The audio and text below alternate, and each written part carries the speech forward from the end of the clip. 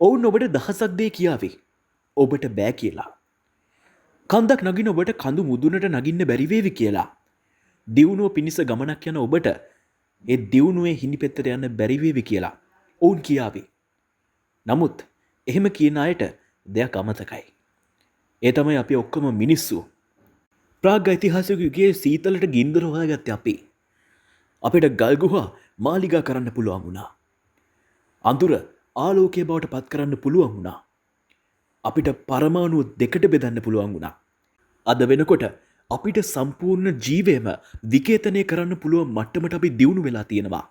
පියාඹන්න යානයක් හැදපු auto ලෙලියන්තෝල් ඒ වගේම right සහෝදරයෝ මුලින් මේ සංකල්පය ලෝකයට ඉදිරිපත් කරනකොට ලෝකයා උන්ට hina වුණා. නමුත් අද මානව සංහතිය වශයෙන් අපි නැවතුනේ අභ්‍යවකාශයත් තරණය කරලා. ඒක නිසා ඔබට කෙනෙක් බෑ කියනවා නම් ඒ ගැන පසුතැවෙන්නවත් ඒ ගැන දුක් වෙන්නවත් එපා. ඒක ක්‍රියාවෙන් ඔප්පු කරලා පෙන්වන්න තමන්ට පුළුවන් කියලා. ඉතින් මේ ලැබුවා වූ 2026 අවුරුද්ද ඔයාලගේ සියලුම අරමුණු ඉටු වෙන.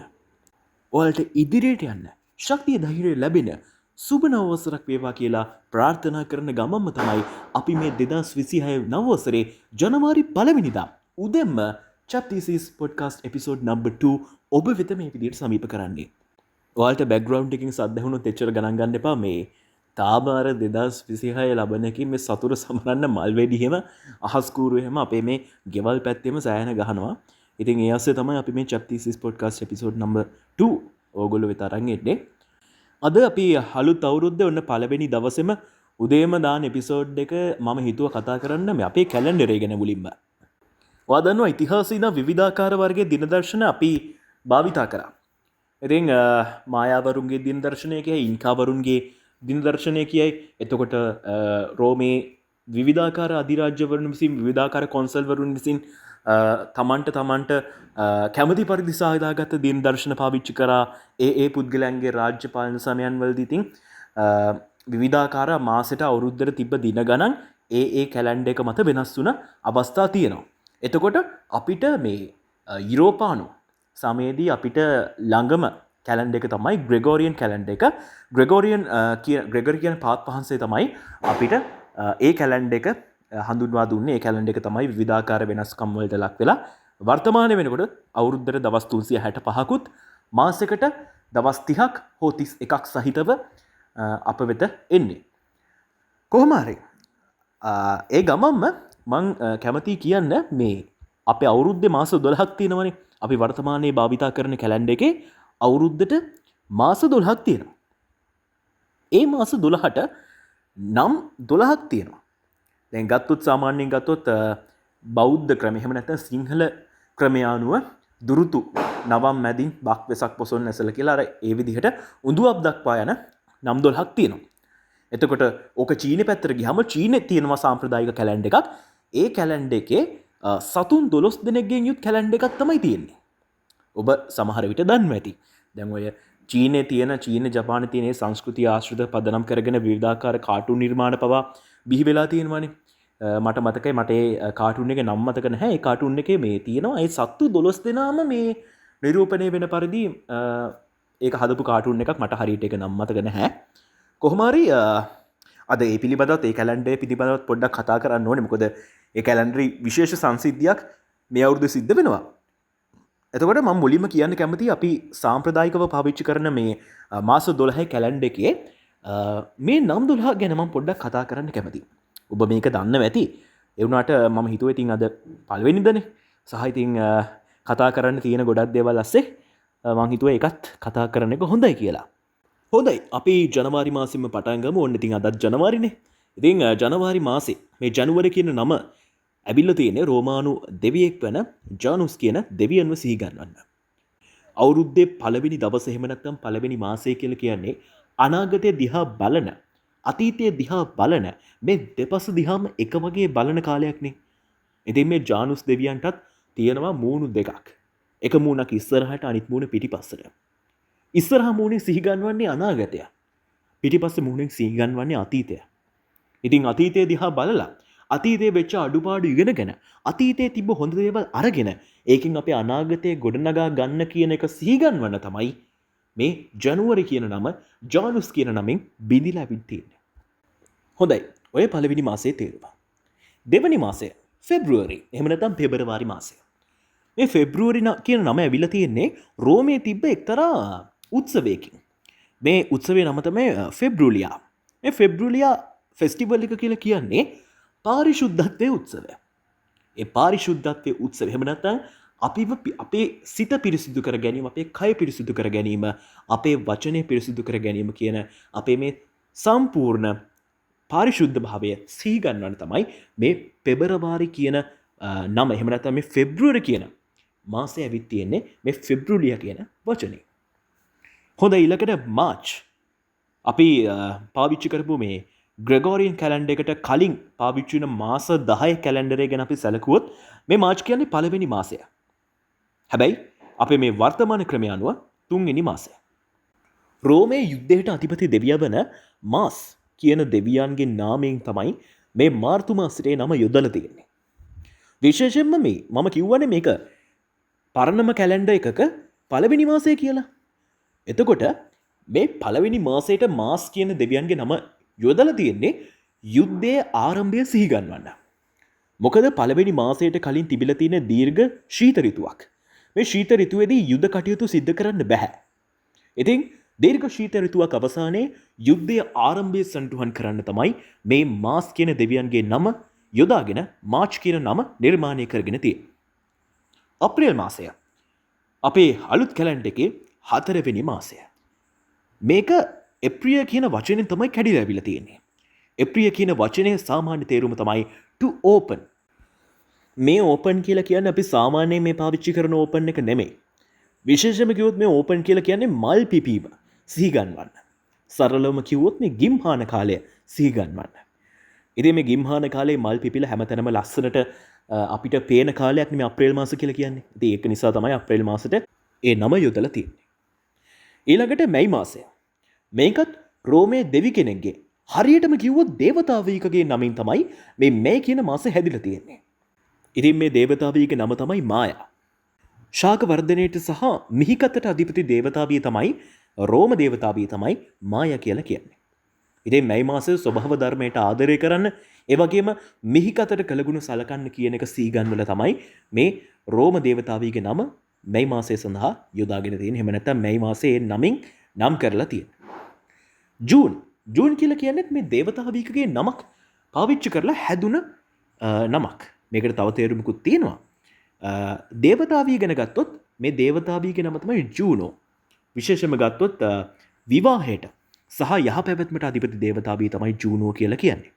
මේ ජූන් කියන නමේ තව බිඳීමක් තියෙනවා. එහෙම නැත්නම් තව උද්ධරණයක් තියෙනවා. ඒ තමයි ජුවනිස්. ජුවානිස් නෙමෙයි ජුවනිස්. මේ ජුවනිස් කියලා කියන්නේ young people. young people කියන එහෙම නැත්නම් යෞවනත්වය සිහි ගන්නලා මේ ජූනි මාසෙට මේ නම යෙදුවා කියලාත් සැලකෙනවා. ඊට පස්සේ ජූලි මාසය.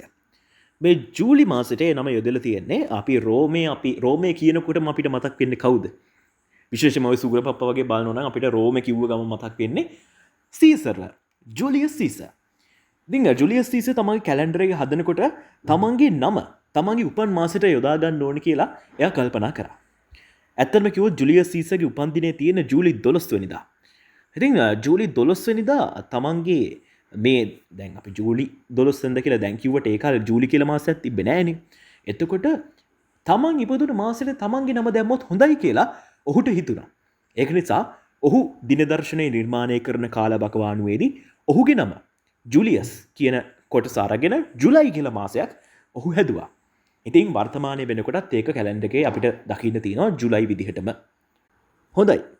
දැන් තමන්ගේ නම තමන්ගේ මාසෙට දාගත්ත එකම පාලකයා සීසර් විතරක් නෙමෙයි. අපි ඊළඟට කතා කරන මාසයේ හිමිකාරයත් රෝම පාලකයෙක්ම තමයි. ඒ තමයි ඔගස්ටස් සීසර්. එතකොට ඔගස්ටස් සීසර්ගේ ඔගස්ටස් කියන නම අරගෙන තමයි ඕගස්ට් එහෙම නැත්නම් අගෝස්තු කියන මාසය නිර්මාණය වෙලා තියෙන්නේ. නම නිර්මාණය වෙලා තියෙන්නේ. ඉතින් ওই විදිහට රෝම පාලකයෝ දෙන්නෙක්ගේම නම් වලින් මාස දෙකක් නිර්මාණය වෙලා තියෙනවා. තව විශේෂත්වයක් තියෙනවා මේ මාස දෙක අතර. ජූලි මාසෙට දවස් 31ක් තියෙනවා. ඒ වගේම අගෝස්තු මාසෙටත් දවස් 31ක් තියෙනවා. දෙන් රෝම පාලකයෝ දෙන්න මේ ඕක එක මම මේක සහතික කරන්න මේක මෙහෙමමයි කියලා. ඒක නිසා වැරද්දක් වුණොත් නිවැරදි කිරීමේ වගකීම ඔබ සතුයි. මේ රෝම පාලකයෝ දෙන්නගේ මැදිහත් වීමෙන් මේ මාස දෙකම 31 මාස වුණා කියලා තමයි සඳහන් කරන්නේ. හරි. ඊළඟට සැප්තැම්බර්, ඔක්තෝබර්, නොවැම්බර්, දෙසැම්බර් කියන මාස හතරම රෝම ඉලක්කම් කිරීම. එහෙම නැත්නම් රෝම අංකණය අනුව තමයි නම් කරලා තියෙන්නේ. එතකොට මේක මේ ග්‍රෙගොරියන් කැලෙන්ඩර් එකේ සිද්ධ වුණ දෙයක් නෙමෙයි. මේක ඊට කලින් තිබ්බ රෝම කැලෙන්ඩර්ස් වල තිබ්බ විදිහට එහෙමම යොදලා තියෙනවා තමයි අපිට බලා ගන්න පුළුවන් වෙන්නේ. හොඳයි. ඒක තමයි මාස 12 කතන්දරේ. දැන් ඉතින් අපි රෝම කැලෙන්ඩර්ස් වලින් එනවා අද දවසේ ප්‍රධාන මාතෘකාවකට. ඒ තමයි චයිනීස් කැලෙන්ඩර් එක. එහෙම නැත්නම් චීන කැලෙන්ඩරේට තමයි අපි එන්නේ. ඉතින් මේ ගැන හොයනකොට මට මූලාශ්‍ර කිහිපයක්ම හම්බුණා. විවිධාකාර දත්ත වාර්තාවල විවිධාකාර කාරණා තියෙනවා. ඒක නිසා මම මේ හොයාගත්ත මම කියන්න හදන දේවල් වල සත්‍ය අසත්‍යතාවය පිළිබඳව ප්‍රශ්න තියෙනවා නම් ඔන්න ඒ ගැන ඕගොල්ලන්ට ප්‍රශ්න කරන්න පුළුවන්. මොන හරි මම කියන දේවල් වල හදන්න නිවැරදි කරන්න දෙයක් තියෙනවා නම් ඔන්න ඔයාලට ඕපන් කරලා තියෙනවා කමෙන්ට් සෙක්ෂන් එක. එතන මම යම්කිසි වැරදි දෙයක් ප්‍රකාශ කරොත් ඔන්න ඔබට පුළුවන් ගිහිල්ලා නිවැරදි කරන්න.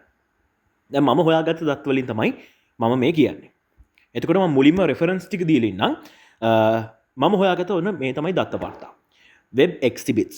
ඒ වගේම මේ time and date කියලාත් තියෙනවා වෙබ්සයිට් එකක්. ඒ වගේම tropical හයිනාන් කියලා දත්ත වාර්තාවකින් මම කරුණු හොයාගත්තා. ඒ වගේම චිකාගෝ සරසවියේ වාර්තාත් අධ්‍යයනය කරලා තමයි මම මේ දත්ත වාර්තා ටික ඔබට අරන් එන්නේ. අවුරුදු 4000කටත් ඈත අතීතයේ ඉඳලා තමයි මේ චීන කැලෙන්ඩර් එක කියන එක ඇවිත් තියෙන්නේ. ස්පෙෂලි ගත්තොත් වර්තමානයේ වෙනකොට චීනයේ මේ චයිනීස් කැලෙන්ඩර් එහෙම නැත්නම් විශේෂයෙන්ම ගත්තොත් චීන චන්ද්‍රමාස ක්‍රමයට හදපු කැලෙන්ඩර්ස් 105ක් විතර හොයාගෙන තියෙනවා කියලා තමයි දත්ත වාර්තාවල යම් දත්ත වාර්තාවල සඳහන් වෙන්නේ. මම මේ යම් දත්ත වාර්තා කියන එක චුට්ටක් උලුප්පා දක්වන්නම්. මොකද හැමතැනම තියෙන්නේ එකම නෙමෙයි. ඒක වෙනස් වෙන්න පුළුවන්. එතකොට මම හොයාගත්ත දත්ත වාර්තා අනුව මේ වෙනකොට විශේෂම චයිනීස් ලූන කැලෙන්ඩර් කියන කැලෙන්ඩර් වර්ගයෙන් 105ක් විතර හොයාගෙන තියෙනවා. එතකොට මේකේ දැන්ට හොයාගන්න පුළුවන් දත්ත වාර්තාවල සඳහන් වෙන විදිහට මේක ක්‍රිස්තු පූර්ව 1400 වෙනකම් ඈත අතීතයට යනවා කියලා තමයි සඳහන් වෙන්නේ. ඉතින් මේ කැලෙන්ඩර් වර්ගය හොයාගෙන තියෙන්නේ චීන අධිරාජ්‍යයක් වෙන හුවාන්ග්ඩි. එහෙම තමයි සඳහන් වෙන්නේ. විශේෂයෙන් මම මේ හුවාන්ග්ඩි කියන අධිරාජ්‍යය විසින් 14 වෙනි සියවසේදී මේක හොයාගත්ත කියන දත්ත වාර්තාව මට හම්බෙන්නේ webexhibits.org කියන දත්ත වාර්තා පිටුවෙන්. ඒ වගේම ගත්තොත් මේකේ සාමාන්‍යයෙන් අපි මාස 12ත් යම්තැනක තියෙන මාස 12ක කැලෙන්ඩර්ස් දක්නට ලැබෙනවා කියලා සමහර තැන්වල කියනවා. මේ චීන කැලෙන්ඩර් එකේ තව ඔරිජින් එකක් තියෙනවා කියලා මාස 13ක කැලෙන්ඩර් එකක. ඒ වගේම මේ චීන කැලෙන්ඩර් එකේ තියෙන දවස් ගාන සම්බන්ධයෙන් උත් විවිධත්වයක් තියෙනවා. සමහර තැනක අපිට හොයාගන්න පුළුවන් වෙනවා දවස් 383ක දින ගානක් සඳහන් වෙන චීන කැලෙන්ඩර්ස්. ඒ වගේම දවස් 384, දවස් 385 වගේ දවස් ගානක් නිරූපණය වෙන කැලෙන්ඩර්ස් උත් අපිට යම් යම් තැනක අපිට දකින්න පුළුවන්. හොඳයි. මම කැලෙන්ඩර් එක ගැන තවත් ගොඩක් දුර කියන්න යන්නේ නැහැ. අද මං කෙලින්ම මේක අර ඉක්මනටම කියලා ඉවර කරන්නම්. මොකද අපි තව ගොඩක් දේවල් කතා කරන්න තියෙනවා. අද පැය ගානක් අර පැයකට කිට්ටු වෙන මං කරන්න බලාපොරොත්තුවක් නැහැ. මොකද අදත් මම විතරයි හින්දා. විශේෂ සංසිද්ධියක් 2026 වසර හඳුන්වන්නේ The Year of the Fire Horse කියලා. මේක සිංහලෙන් කිව්වොත් අග්නි තුරගාගේ වසර කියලා තමයි 2026 අවුරුද්ද හඳුන්වන්නේ. ඇත්තටම කිව්වොත් මේ ඒගොල්ලෝ මේ චීන ජ්‍යොතිර්වේදයේ අනුව 2026 අවුරුද්ද නැත්නම් ඒගොල්ලන්ගේ මේ අවුරුද්ද පටන් ගන්නේ 2026 ජනවාරි 1 වෙනිදා නෙමෙයි. මම ගැන අපි පස්සේ කතා කරමු. අපි මේ ෆයර් හෝස්ගේ පසුබිම කතා කරොත් මම කිව්වා සතුන් කිහිප දෙනෙක්ට විවිධාකාර අවුරුදු වෙන් කරලා තියෙනවා කියලා. චීන ජ්‍යොතිර්වේදයේ අනුව 2026 අවුරුද්ද වෙන් කරලා තියෙන්නේ මෙන්න මේ අශ්වයා කියන සත්වයාට. ඒ වගේම මේක ෆයර් හෝස් උනේ චීන ජ්‍යොතිර්වේදයේ ඒගොල්ලෝ විශ්වාස කරනවා මූල ධාතුන් 6ක්. අපි ගත්තොත් ගින්දර, ජලය, වාතය, භූමිය සහ ලී. එතකොට මේගොල්ලෝන්ගේ කලින් අවුරුද්ද කියන්නේ අපි දැන් පහු කරේ 2025 අවුරුද්දනේ. 2025 අවුරුද්ද ඇත්තටම කිව්වොත් චීන ජ්‍යොතිර්වේදය අනුව තාම ඒගොල්ලන්ගේ පරණ අවුරුද්ද තියෙන්නේ. එතකොට මේ ජනවාරි මාසේ මේ දැන් පටන් ගත්ත ජනවාරි මාසේ අගදී තමයි මේගොල්ලන්ගේ පරණ අවුරුද්ද ඉවර වෙන්නේ. එතකොට මේ අවුරුද්ද අපි දැන් මේ චීන අවුරුදු ක්‍රමයට ගමුකෝ. චීන අවුරුදු ක්‍රමයට ගත්තොත් මේ අවුරුද්ද වෙන් කරලා තියෙන්නේ. එහෙම නැත්නම් අපි මේ පරණ අවුරුද්ද වෙන් කරලා තියෙන්නේ සර්පයට. ඒ වගේම මේගොල්ලෝ වෙන් කරලා තියෙන මූල ධාතුව තමයි ලී. එතකොට ඒගොල්ලෝ එක කියන්නේ අර wooden snake කියලා. එතකොට the year of the wooden snake තමයි 2025 අවුරුද්ද. එතකොට 2026 අවුරුද්ද මේගොල්ලෝ නම් කරලා තියෙන්නේ the year of the fire horse කියලා. අග්නි තුරඟාගේ අවුරුද්ද. එතකොට මේ අවුරුද්ද පටන් ගන්න දවස ගැන මම පොඩ්ඩක් කියන්නම්. මේගොල්ලන්ගේ මේ චීන අලුත් අවුරුද්ද මේගොල්ලෝ සමරන්නේ 2026 පෙබරවාරි 17. හරි. එතකොට පෙබරවාරි 17න් පටන් ගන්න අවුරුද්ද ලබන 2027 අවුරුද්ද ජනවාරි මාස වෙනකන් මේගොල්ලෝ යනවා. ජනවාරි මාසෙත් අග වෙනකම්ම මේගොල්ලෝ 2026 කියන අවුරුද්ද ඒ කියන්නේ අලුතෙන් ඒගොල්ලන්ගේ අලුත් අවුරුද්ද කියන එක සමරනවා. හරි. දැන් ඒක නෙමෙයි කතාව හැබැයි. මෙයාලා මේකෙන් දෙන්න හදන පණිවිඩය මොකද්ද? ඒක තමයි අපිට මේකේ වැදගත් දේ. විශේෂම ගත්තොත් විශේෂම කිව්වොත් අශ්වයා කියන එක අපිට අශ්වයා කිව්වහම මතක් වෙන දේවල් ටිකක් තියෙනවනේ. අශ්වයා කිව්වහම අපිට මතක් වෙන්නේ මොකද්ද? ජවය, ශක්තිය, වේගය. මේ වගේ දේවල් අපිට මතක් වෙන්නේ. එතකොට මේ අශ්වව 2026ට දාපු එකේ තේරුම තමයි ඉදිරියට යාම. ජවයෙන් යුක්තව ඉදිරියට යාම. තමන්ගේ ශක්තියන් පාවිච්චි කරලා, තමන්ගේ තියෙන හැකියාවන් පාවිච්චි කරලා ඉස්සරහට යන එක. තමයි මේ 2026 අපි හැමෝගෙම මෝටිව් එක වෙන්න ඕනේ. ඒ වගේම year of the wooden horse ඒ කියන්නේ මේ ගිය අවුරුද්දේ මේ පහුගිය අවුරුද්දේ මේක ස්නේක්ට එහෙම නැත්නම් සර්පයාට ආදේශ කරලා තිබ්බ එකේ අර්ථය තමයි අනවශ්‍ය දේවල් බැහැර කිරීම. තමන්ට බාධාවක් වෙන දේවල් අයින් කිරීම. තමන්ට බාධා වෙන මිනිසුන්ගෙන් ඈත් වීම. දැන් මං හිතනවා අනිවාර්යෙන් 2025 දී ඔබ මේ දේ අනිවාර්යෙන් කරන්න නැති කියලා. තමන්ට බාධාවක් වෙන දේවල් අපි කියන්නේ distractions කියලා. මේ distraction කියන දේවල් පුළුවන් තරම් අයින් කරලා තමන්ගෙන් ඈත් කරලා තියෙන තරමට අපිට අපේ focus එක යන්න පුළුවන්. අපේ ඉලක්කය යන්න පුළුවන්. ඉතින් ඒ ඉලක්කය යන අවුරුද්ද විදිහට 2026 මේ චීන කැලෙන්ඩරෙන් අපිට හඳුන්වලා දීලා තියෙනවා. ඒගොල්ලෝ අපිට සරලවම දෙන පණිවිඩේ ඔන්න ඕකයි. ගිය අවුරුද්දේ තමන්ට බාධාවක් වෙන දේවල් බැහැර කරා. මේ අවුරුද්දේ ඔබට තියෙන ඉදිරියට යන්න, ගින්දර වගේ ඉස්සරහට යන්න, අශ්වයා වගේ වේගෙන් ඉස්සරහට යන්න, අශ්වයාගේ ජවය පාවිච්චි කරලා ඉස්සරහට යන්න කියලා තමයි අපිට මේ චීන අලුත් අවුරුද්දෙන් කියන්නේ. ඉතින් ඒක තමයි කෝ අයිඩියා එක. අපිට මේකේ ගන්න තියෙන වැදගත්ම කාරණේ අන්න ඒක. හොඳයි. ඉතින් චීන කැලෙන්ඩරේ ගැන මම කතා කරේ මේ කැලෙන්ඩර් ගැන කතා කරේ ඇත්තටම ඔන්න ඔය තප්පර 30 දේ කියන්න. හරි. දැන් අපි යමු තව මාතෘකාවකට. ඒ තමයි New Year resolutions. අපි New Year resolutions ගැන මේ අපේ ගිය පොඩ්කාස්ට් එකේ කියන්නේ පොඩ්කාස්ට් එපිසෝඩ් නම්බර් 1 එකේ කතා කරාට මේ ගැන තවදුරටත් අපිට කතා කරන්න හම්බුනේ නැහැනේ. මං අර නිකන් සංකල්පයක් දෙන්න හැදුවේ නැහැනේ. ඉතින් මම හිතුවා මේ පොඩ්කාස්ට් නම්බර් 2 එහෙම නැත්නම් මේ 2026 ජනවාරි 1 වෙනිදා ඔයගොල්ලන්ව හම්බ වෙන්න එන පොඩ්කාස්ට් එපිසෝඩ් එකේ මේ ගැන කියන්න. දැන් New Year resolutions කිව්වහම අපි හැමෝටම තියෙනවනේ විවිධ බලාපොරොත්තු අලුත් අවුරුද්දේ. දැන් මමත් හදාගත්ත යම්කිසි බලාපොරොත්තු ටිකක් තියෙනවා. මම අලුත් අවුරුද්දේ මේවා කරනවා කියලා. ඒ වගේම මම අතහරින්න මට තියෙනවා දේවල් ටිකක්. ඒ කියන්නේ මම 2026 මෙන්න මේ දේවල් අතහරිනවා කියලා. ඉතින් මම හිතනවා අනිවාර්යෙන් ඔබත් සමහරට ලිස්ට් හදාගෙන ඇති කියලා. සමහර විට ඔබ අතේ ලිස්ට් එකක් නොතිබ්බට මේ ටෙක්ස්ට් එකක් නොතිබ්බට ඔබේ නෝට් පෑඩ් එකේ නෝට් එකක් දාගෙන නොතිබ්බට ඔබේ හිතේ ඇති ඔබ මොනවද කරන්න කියලා. 2026 සමහර විට ඔයාට තියෙන්න පුළුවන් ලොකු විභාගයක්. සමහර විට ඔබ තියෙන ඔක්කොම විභාග අවසන් වෙලා 2026 වෙන්නේ නැති ෆ්‍රී වෙන්නේ. එහෙම නැත්නම් ඔබ උපාධියක් කරන කෙනෙක් නම් ඔබ ග්‍රැජුවේට් වෙන්නේ 2026 වෙන්න පුළුවන්. එතකොට ඔබ අලුත් රැකියාවක් පටන් ගන්න බලාපොරොත්තුවෙන් ඉන්නවා වෙන්න පුළුවන්. ඒ වගේම ඔබේ විදේශගත වෙන්න හීනයක් තියෙනවා වෙන්න පුළුවන්. ජීවිතේ සෙටල් වෙන්න හීනයක් තියෙනවා වෙන්න පුළුවන්. ඔබ විශ්‍රාමික වෙන්න අදහසක් තියෙනවා වෙන්න පුළුවන් 2026. ඉතින් ඔබේ අරමුණ මොකක් වුණත් ඔබේ සරලව කිව්වොත් අපි හැමෝගෙම බලාපොරොත්තුව ජීවිතේ ඊළඟ අඩියට යන්න. ජීවිතේ අඩියක් ඉස්සරහට යන්න. ඉතින් මේ අඩියක් ඉස්සරහට යන එක ගැන ඔබ දැන් හිතන්නේ යම් විදිහකද ඊට වඩා 5-6 ගුණයකින් හිතන්න පටන් ගන්න. මොකද අවුරුද්දක් කියලා කියන්නේ හරි ඉක්මනට ගෙවෙන දෙයක්. දැන් ඔබට උනත් 2025 අවුරුද්ද නිකන් ඊයේ පටන් ගත්ත වගේ අදහසක් තියෙන්න පුළුවන්. තියෙන්න පුළුවන්නේ. මොකද එච්චර ඉක්මනට 2025 අවුරුද්ද ගෙවුණා. ඉතින් අනිවාර්යයෙන්ම අපිට කැට තියලා කියන්න පුළුවන් කාරණේ මේ අවුරුද්දත් හෙට අනිද්දා වෙද්දි ගෙවලා ඉවර වෙනවා වගේ ඔබට දැනෙනවා. අනිවාර්යෙන් ඒක සිද්ධ වෙනවා. මේ දවස් 365 ඉක්මනට ගෙවලා ඉවර වෙනවා. ඉතින් ඒක නිසා මේ ඔබට තියෙන දවස් 365ක් තියෙනවා කියලා කොයි වෙලාවකවත් හිතන්න එපා. ඔබ හිතන්න ඕනේ ඔබට දවස් 365යි තියෙන්නේ. වැඩි කල නැහැ. දවස් 365 අර මෙහෙම බලනකොට ඉවර වෙනවා. ඒක නිසා ඔයා 2026 තියෙන වැඩ ටික පුළුවන් නම් අදම ගොඩක් දේවල් පටන් ගන්න. මම කියන්නේ මේ ඔක්කොම එකට පටන් අරගෙන ඔක්කොම නිකන් හාන්න කියලා. ඔයාට පුළුවන් වැඩ ටික. ඔයා පොඩ්ඩක් ඔයා කරන්න ඉන්න වැඩ ටික පොඩ්ඩක් ප්‍රයොරිටි ඕඩර් එකක් හදාගන්න. මුලින්ම ඔයාට කරන්න පුළුවන් වැඩේ මොකද්ද කියලා බලන්නකෝ. මුලින්ම කරන්න පුළුවන් වැඩේ මොකද්ද කියලා බලලා වැඩ එකක් හෝ කිහිපයක් තෝරගෙන ඒක අදම පටන් ගන්න. දැන් මම පොඩි උදාහරණයක් කියන්නම් මගේ New Year resolutions ටිකක්. දැන් මම එපිසෝඩ් නම්බර් 1 එකේ කිව්ව මගේ බඩ අඩු කරගන්න මට බලාපොරොත්තුවක් තියෙනවා කියලා. ඒක මම පටන් ගත්තා.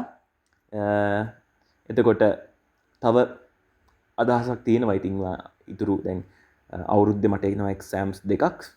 මගේ අවසාන අවුරුද්දේ කැම්පස් එකේ අවසාන අවුරුද්දේ එක්සෑම්ස් දෙක හොඳට කරගන්න අදහසක් තියෙනවා.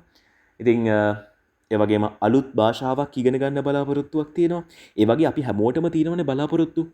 එතකොට ඒ බලාපොරොත්තු මුදුන්පත් කරගන්න මේ 2026 අවුරුද්ද වගේ අවුරුද්දක් තවත් නැහැ. ඒක අනිවාර්යෙන් ඔලුවට ගන්න. ඕගොල්ලෝ සමහර වෙලාවට මේ New Year resolutions කරනකොට ඕගොල්ලන්ට ගොඩාක් දේවල් ඔලුවට එනවා වෙන්න පුළුවන්. ගොඩාක් වෙලාවට අපිට ඉතින් අලුත් දෙයක් ගැන හිතනකොට අලුත් ඉලක්කයක් ගැන හිතනකොට හැම අනිවාර්යෙන්ම ඒන පොසිටිව් ෆීලිං එකක් එක්ක පිටිපස්සෙන් නෙගටිව් ෆීලිං එකක් එනවා. ඒක සාමාන්‍යයි. හැබැයි හැමතිස්සෙම ඕගොල්ලෝ මතක තියාගන්න ඔයා පොසිටිව් වයිබ් එකක් ඔයාගේ හීනෙට කාවද්දනකම් ඔයා ඔයාගේ හීනේ මැනිෆෙස්ට් කරනකම් ඔයාගේ හීනේ සාර්ථකයි. ඒක තමයි සරලව කියන්න තියෙන්නේ. ඒ වගේම කියන්න ඕනේ කාරණයක් තමයි යථාර්ථ මෙහෙමයි හීන මැනිෆෙස්ට් කරනකොට යථාර්ථවාදීම වෙන්න යන්නත් එපා. ඒ කියන්නේ මේක වෙයිද නැද්ද කියලා දන්නේ නැහැ. ඉතින් හැමදේම එහෙම මේ ෂුවර් කරන්න බෑනේ. ඉතින් වරදින්නත් පුළුවන්නේ. එහෙම කියලා ඇත්ත. ඉතින් එහෙම වෙන්න පුළුවන්. නමුත් ඔයා හීනයක් සම්බන්ධයෙන් යම්කිසි මැනිෆෙස්ටේෂන් ප්‍රොසෙස් එකක ඉන්නකොට ඒ කියන්නේ වාට නිකන් අර අපි කියන්නේ අපි මම මේක කරනවා. මම මේක දැන් මට එනවා. මේ අනිවාර්යෙන් මම මේ හීනේ මගේ ළඟට ගන්නවා කියලා හැමතිස්සම අපි කියන්නේ නිකන් මතුරනවා වගේ අපි ප්‍රොසෙස් එකක් අනිවාර්යෙන් අපි කරනවනේ. නේ. අපි පොසිටිව්ව හිතන කෙනෙක් අනිවාර්යෙන් ඒ පාර්ට් එක අනිවාර්යෙන් කරනවා. ඒකට අපි තව සංකල්පයක් තියෙනවා law of attraction කියලා. මේ අපි හැමෝම මේ ගැන අහලා තියෙනවනේ. එතකොට මේව කරනකොට අනිවාර්යෙන්ම නෙගටිව් ෆීලිං එකක් දෙකක් හරි එනවා. ඒක නවත්තන්න බෑ. හැබැයි ඔයා ඒ නෙගටිව් ෆීලිං හෝ අනවශ්‍ය විදිහට යථාර්ථවාදී වීම කරන්න යන්න එපා. මම කියන්නේ ඔයා පුළුවන් තරම් ඔයාගේ හීනේ පුළුවන් තරම් අර හීනේ මතුරු හිටියා කියලාත් වැඩක් නැහැ. අනිවාර්යෙන් ඒක එක්සිකියුට් කරන්නම ඕනේ. එක්සිකියුට් කරන්න නැතුව නිකම් මේක ඔළුවේ තියන් හිටියා කියලා ඒක කවදාවත් රියලයිස් වෙන්නේ නැහනේ. ඒක නිසා අනිවාර්යයෙන්ම හීන එක්සිකියුට් කරන්න, අනිවාර්යයෙන්ම වැඩේ කරන ගමන් අවුට්පුට් එක ගැන ඔළුවෙන් අනිවාර්යයෙන්ම මැනිෆෙස්ට් කරන්න. ඒක එතකොට තමයි ඔයාගේ New Year resolution සාර්ථක වෙන්නේ. සහ අනිවාර්යෙන් ඕගොල්ලෝ දැන් ඔන්න මම මගේ New Year resolutions 3ක් විතර කිව්වනේ. ඔන්න අනිවාර්යෙන් ඕගොල්ලන්ගේ New Year resolutions ටිකත් පහලින් කමෙන්ට් කරගෙන යන්න. අපි බලමු මොනවද ඕගොල්ලන්ගේ New Year resolutions කියලා අපි පොඩ්ඩක් කතා කරමු. නේ? මම කැමතියි ඕගොල්ලෝ කමෙන්ට් එකක් දානවා නම් නේ. subscribe නොකරත් like නොකරත් ඕගොල්ලෝ කමෙන්ට් එකක් දානවට මම හරිම කැමතියි. මොකද එතකොට අපිට කතා කරන්න පුළුවන් නේ. ඒක නිසා. හරි. ඉතින් ඒ තමයි New Year resolutions ගැන ඔන්න පොඩි කතා බහක් අපි කරා. ඒ වගේම මේ අපි ওই New Year resolutions ගැන කතා කරනකොට ජීවිතයේ අරමුණු සාර්ථක කරගන්නකොට ඉස්සරහට යනකොට අපි යම් තැනක් එනවා අපිම හිර කරගන්න. අපි අපිවම ෆ්‍රේම් කරගන්නවා. අපේ තියෙන ලිමිටේෂන් එක ගැන අපි අපිවම ප්‍රශ්න කරනවා. නේද? අපි ඒකට මේ කියමු කොග්නිටිව් ෆ්‍රේමින් කියලා. නේ? අපි ගත්තොත් අපේ කොන්ෂස් එක අපේ සිහිය යම්කිසි මට්ටමක තියෙන හැමෝගෙම තියෙනවනේ යම්කිසි මට්ටමක ඒ අයගේ තියෙන කැපැසිටි එක අනුව. එතකොට නමුත් මම විශ්වාස කරන කාරණේ මම දැක්ක කාරණේ අපේ කැපැසිටි එක අපේ කොග්නිටිව් කැපැසිටි එක 100%යි නම් අපි කවදාවත් අපේ 100% අපේ 100%ක් තියෙනවා කියලා විශ්වාස කරන්නේ නැහැ. ඒක සාමාන්‍ය මිනිස් ස්වභාවය කියලා මම දකිනවා. මම මේ පිළිබඳ එක්ස්පර්ට් කෙනෙක් නෙමෙයි. මම හියුමන් සයිකොලොජි පිළිබඳව එක්ස්පර්ට් කෙනෙක් නෙමෙයි. මමත් අර එන්තුසියස් කෙනෙක් ඉගෙන ගන්නවා ඉන්ටර්නෙට් එකෙන් නේ සෝෂල් මීඩියාස් වලින් මේ එතකොට දන්න කට්ටියන් අහලා මාත් ඉගෙන ගන්නවා. එතකොට මාත් මේ අර හොයාගත්ත කාරණා මාත් ඉතින් දන්න මට පිස්සුනේ. මාත් ඉතින් ඔය මේ පිස්සුර හොයන ගමන් මට හම්බෙච්ච දේවල්. එතකොට අපි හැමතිස්සෙම අපිව ෆ්‍රේම් කරගන්නවා. නේ? අපිට 100%යි නම් අපි හිතනවා නෑ අපිට පුළුවන් 140යි. අපිට පුළුවන් 150යි කියලා අපි හිතනවා. එතකොට අපි කොහොමද මේ තියෙන ෆ්‍රේම් එක කඩන්නේ? මේකට අපි කියනවා කොග්නිටිව් රීෆ්‍රේමින් කියලා. එතකොට මේ කොග්නිටිව් රීෆ්‍රේමින් එකේදී ඔයාට පුළුවන් ඔයාගේ තියෙන ඔයාගේ මනස හිර වෙලා ඉන්න හිර කූඩුවේ තියෙන අර මේ බාර් ටික ගලවගෙන එළියට එන්න. හරි. එතකොට මම මේකේ තියෙන සයිකොලොජිකල් දේවල් ගැන කියන්න යන්නේ නැහැ. මොකද හේතුව මම ඒ පිළිබඳව එක්ස්පර්ට් කෙනෙක් නොවන නිසා මට වැරදෙන්න පුළුවන්. ඒක නිසා මම මේ පිළිබඳව සහ මට වැඩි විස්තරයක් හොයන්න තරම් කාලයක් හමුනේ නැති නිසා මම හිතනවා ඒ ගැන කියනවට වඩා ඒ ගැන නොකිය ඉන්න තරමට හොඳයි. මොකද මේක පොඩ්කාස්ට් එකක් නේ. අපි මේක වගකීමකින් කරන දෙයක් නේ. එතකොට මේක යම්කිසි මාධ්‍යයක්. එතකොට අපි අනිවාර්යයෙන්ම මාධ්‍යයක් ඇතුලේ වගකීමක් තියෙන්න ඕනේ අපිට. ඒක නිසා අපිට අර වගකීමක් සහිත කෙනෙක් විදිහට අලුතෙන් පටන් ගත්තත් වගකීමක් සහිත කෙනෙක් විදිහට මේක හැමෝම ඉන්න ප්ලැට්ෆෝම් එකක අපිට බෑ බොරුවක් කියන්න පුළුවන් කට්ටිය ඇති. නමුත් අපිට සාමාන්‍යයෙන් හරි තොරතුරක් දෙන්න අපි පුරුදු වෙන්න ඕනේ. ඒක නිසා අපි අර සාමාන්‍යයෙන් ඕගොල්ලන්ට තේරුම් ගන්න පුළුවන් විදිහට මට එක්ස්ප්ලেইন කරන්න පුළුවන් විදිහට අපි මේ ගැන කතා කරමු. හොඳයි. කොග්නිටිව් රීෆ්‍රේමින් කියලා කියනකොට මුලින්ම ප්‍රැක්ටිකලි ඔයා බලන්න ඔයාගේ මොනවද තියෙන අරමුණු කියලා. ඔයාගේ කැපැසිටි එක පිළිබඳ ගොඩක් වෙලාවට ඔයාට දැනගන්න පුළුවන් ඔයා ඔයත් එක්කම කමියුනිකේට් කරලා. ඒ වගේම ඔයාත් එක්කම ඔයා කමියුනිකේට් කරා කියලා විතරක් මදි. ඔයා හිතනවා නම් යම් දෙයක් බෑ කියලා. හරිද? ඔයා යම් දෙයක් බෑ කියලා හිතුවත් ඔයා එකපාරක් හරි කරන්න උත්සාහ කරන්න ඕනේ. මමත් සමහර වෙලාවට මම මටම බෑ කියන අවස්ථාවකදී මම අලුතෙන් පුරුදු වෙච්ච දෙයක් තමයි නෑ මම ඒක එකපාරක් හරි කරලා බලනවා කියලා. එතකොට තමයි ඇත්තටම කරන්න පුළුවන්ද කියලා අපිට තේරෙන්නේ. සහ මම මේ දවස් ටිකේ මට කතා කරලා සමහර අය දේවල් අනේ මට මේක පුළුවන් වේද කියන කොටත් මම කිව්වේ මේක මුලින්ම කරලා බලන්න. කරලා බලන්න නැතුව අපිට කරන්න පුළුවන්ද බැයිද කියලා කියන්න බෑනේ නේද? අපිට කවදාවත් කරන්න උත්සාහ කරලවත් නැති දෙයක් අපිට කරන්න බෑ කියලා අපිට එකපාරට කියන්න බෑනේ. ඒක නිසා ඔක්කොටම කලින් වැඩේ කරලා බලන්න. එතකොට තමයි අපි හැමතිස්සම කරන්න පුළුවන්ද කියලා බලන්නේ. සමහර වෙලාවට අපි අර ලොකුයි කියලා හිතන දෙයක් අපි කරන්න පටන් ගත්තට පස්සේ අපි හිතනවා මේක ලොකුයි කියලා හිතුවට කරන්න බෑ කියලා හිතුවට මේක මට ඇත්තටම කරන්න පුළුවන් නේ. සමහර වෙලාවට අපි හිතන මට්ටමෙන්ම කරන්න බැරි වෙන්න පුළුවන්. නමුත් යම්කිසි මට්ටමකට අපිට ඒක කරන්න පුළුවන් කියන අදහස අපිට එනවා. ඒක නිසා වැඩේ කරන්න try එකක් දෙන්න. ඒ වගේම පුළුවන් තරම් ඔයාට පොසිටිව් වයිබ් එකක් ගේන දේවල් ෆලෝ කරන්න. පොසිටිව් වයිබ් එකක් ගේන කෙනෙක්ව ආශ්‍රය කරන්න. පුළුවන් තරම් විශේෂයෙන්ම තමන්ගේ දෙමාපියන් එක්ක ගනුදෙනු කරන්න පුළුවන් නම් එහෙමයි. තමන්ට හොඳ යාළුවෙක් ඉන්නවා නම් තමන්ව මොටිවේට් කරන්න එහෙමයි. නැත්නම් ඔයාට පුළුවන් සෝෂල් මීඩියා ෆලෝ කරද්දී ඒ වගේ මේ යම්කිසි පොසිටිව් දෙයක් ඔයාට earn කරගන්න පුළුවන් දෙයක් ෆලෝ කරන්න. YouTube එකේ හරි Facebook එකේ හරි මොන සෝෂල් මීඩියා ප්ලැට්ෆෝම් එකේ හරි ඔයාට පොසිටිව් මොකක් හරි දෙයක් ගේන දෙයක් ෆලෝ කරන්න පුළුවන්. අනිවාර්යෙන් සහ තව දෙයක් ඔයාව ෆ්‍රේම් වෙන යම්කිසි දෙයක් තියෙනවා නම් හරිද? උදාහරණයක් හිතන්නකෝ මේ ඔයා මොන හරි භාෂාවක් ඉගෙන ගන්නවා කියලා. ඔයාට ඒ ගැන යම්කිසි ඩිස්කරේජ්මන්ට් එකක් තියෙනවා නම් ඔළුවේ. අයියෝ මට මේක බෑ මේක පට්ට අමාරුයිනේ කියලා ඔයාට හිතෙනවා නම් මම කියනවා මුලින්ම පොඩි ස්ටඩි එකක් දාලා බලන්න. බෑග්ග්‍රවුන්ඩ් ස්ටඩි එකක්. එකපාරට ගිහින් ඉගෙන ගන්න ලෑස්ති වෙන්න එපා. බෑග්ග්‍රවුන්ඩ් ස්ටඩි එකක් දාන්න. මේක මොන වගේද, මේක ඔරිජින් එක මොන වගේද, මේක ඉගෙන ගන්න කොච්චර කල් යනවද, සහ ඔයාට පුළුවන් මේ භාෂාව දැනටමත් ඉගෙනගෙන තියෙන කෙනෙක්ගෙන් උපදෙස් ගන්න. ඒ වගේ දේවල් ඔයාට කරන්න පුළුවන්. ඔයාට ඔයාවම එන්කරේජ් කරගන්න පුළුවන් නම්, ඔයාට යම්කිසි වගේ අරමුණ පිළිබඳ ස්ටඩි එකක් තියෙනවා නම්, ඔයා එකපාරක් හරි ඒක කරන්න උත්සාහ කරලා තියෙනවා නම්, ඔයා දන්නවා ඔයාගේ ඇත්ත කැපැසිටි එක මොකක්ද කියලා. මේ ලෝකයේ 80%කට එහා මිනිස්සු තමන්ට බෑ කියලා කියන දේ එකපාරක්වත් try කරලා නැහැ. අපිට සමහර වෙලාවට අපි දැක්ක පමණින් ඇහුව පමණින් අපි ජජ් කරනවා නේද? ඒක අර අපිට සමහර වෙලාවට මේ අර සාමාන්‍ය අපේ මනස, සාමාන්‍ය මිනිස් මනස හැදිලා තියෙන විදිහෙම ඒක එන දෙයක් වෙන්න පුළුවන්. නමුත් ඒක වැරදි දෙයක්. අපිට දෙයක් ඇහුව පමණින්, අපිට දෙයක් දැක්ක පමණින් නේද? අපිට තව කෙනෙක්ට ඒක කරන්න බෑ කියලා දැක්ක පමණින් අපිටත් ඒක බෑ කියලා අපි හිතන්න නරකයි නේද? අපි හැමෝගෙම කැපැසිටි එක වගේ නෙමෙයි.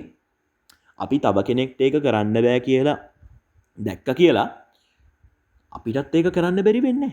සමහර විට අපි එතනට ගියාම අපිට ඒක මුළු ඔක්කොටම වඩා හොඳට කරන්න පුළුවන් වෙන්න පුළුවන් නේද? ඒ වගේම ලෝකේ කවුරුත් ඒක කරලා නැත්නම් ඔයාටත් ඒක කරන්න බැරි වෙන්නේ නැහැ. අර කලින් කතාවමයි. ඔයා ඒක කරොත්, ඔයා ඒක එකපාරක් හරි කරන්න උත්සාහ කරලා ඉන් කේස් ඔයාට ඒක කරන්න පුළුවන් වුණොත්, ඔයා ලෝකේ ඒක කරපු පළවෙනිය වෙනවා. හිතන්නකෝ පොඩ්ඩක් ඒ ගැන. ඉතින් ඔයාට හැමතිස්සෙම ඔයාව ෆ්‍රේම් වෙනවා නේද?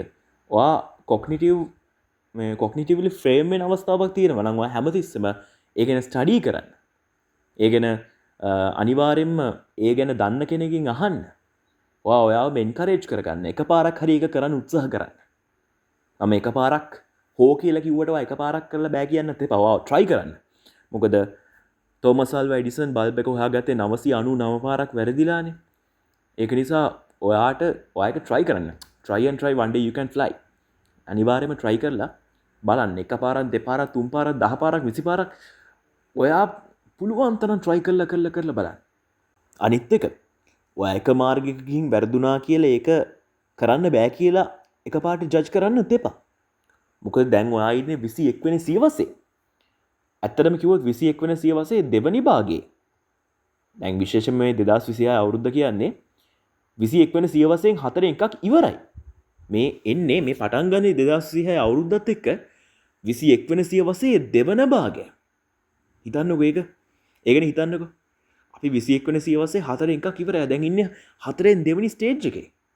එතකොට ඔයාට පුළුවන් මේ දැන් තියෙන ඔපචුනිටිස් එක්ක, දැන් මේ 2026 අවුරුද්දත් කියන ඔපචුනිටිස් අලුතෙන් හැදෙනවා. හරිද? අපි යන්න පුළුවන් එක පාර නෙමෙයි, දැන් පාරවල් සමහරලාට එතන ඒ පොයින්ට් එකකින් නම් B පොයින්ට් එකට යන්න කලින් එක පාරක් තිබ්බට දැන් පාරවල් 10ක් තියෙන්න පුළුවන්. ඒක නිසා එක පාත්වේ එකකින් ගිහින් බැරි වුණා කියලා ඔයාට B පොයින්ට් එකට යන්න බෑ. ඔයාගේ end පොයින්ට් එකට යන්න බෑ කියලා හිතන්න එපා. ඔයා තව මාර්ගයක් try කරන්න. හැබැයි එක දෙයක්. ඔය වැරදි පාරක කොයි වෙලාවකත් ඕක try කරලා බලන්න එපා. සමහර වෙලාවට අපි සමහර වෙලාවට distraction එකක් set වුණාම ඕක දිගේම යනවනේ. නේ? අපි අපේ main goal එකට යනකොට අපිට සමහර වෙලාවට හම්බ වෙනවා පොඩි distraction එකක්. ඒකටත් අපි මාර කැමතියි. හරිද? සමහර අපි ඒක දකින්නේ නැහැ distraction එකක් විදිහට. අපි ඒක දකින්නේ අපිට තියෙන අර අපි කියන්නේ B plan එකක් විදිහට. අපිට තියෙන තව opportunity එකක් විදිහට. හැබැයි අපි ඒක දිගටම ගියාට පස්සේ අපිට අර main goal එක අමතක වෙනවා. අපේ ඒ goal එක අමතක වෙනවා. distraction එකක මේක try කරලා බලන්න එපා. ඔයා හැමතිස්සෙම වගේ main goal එක focus කරගෙන main goal එකට මම මේ කියන කාරණේ try කරලා බලන්න. හොඳයි. ඇත්තටම මට අද podcast එකේ කියන්න ඕනේ ඔන්න ඔය ටික. අපි අද කතා කරා මේ දින දර්ශන පිළිබඳව අපි කතා කරා. අපි රෝමන් දින දර්ශනය ගැන කතා කරා. අපි චීන දින දර්ශනය ගැන කතා කරා. නේද? අපි කතා කරා year of the fire horse පිළිබඳව. එතකොට අපි new year resolutions කොහොමද හරි ගස්ස ගන්න කියලා බැලුවා. අපි cognitive reframing ගැන අපි දන්න පරිදි නිකන් පොඩි උඩින් නිකන් පොඩ්ඩක් අත ගෑවා. ඉතින් ඒකත් එක්ක අපි සූදානම් ඔන්න අලුත් අවුරුද්දේ දෙවෙනි podcast එකෙන් සමුගන්න. ඔන්න අනිවාර්යයෙන්ම try කරනවා තුන්වෙනි podcast එකේදී.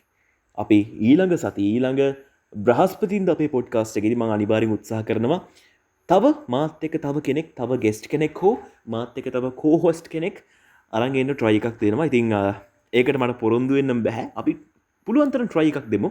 මොකද මම හිතනවා මම තනියම මොනොලොග් මේ වැඩේ කරනවට වඩා තව කෙනෙක් ඉන්න එක ඕගොල්ලන්ට පොඩ්ඩක් අර දැන් ඇත්තටම මගේම මේ අර කටහඬ අහන් ඉන්නකොට ඕගොල්ලන්ටත් බෝරින්නේ.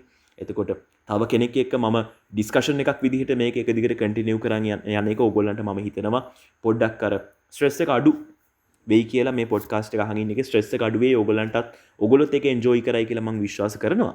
හොඳයි. එහෙනම් චැප්ටීසිස් පොඩ්කාස්ට් එපිසෝඩ් නම්බර් 3 එකකින් අපි ආයි හමු වෙමු. බයි.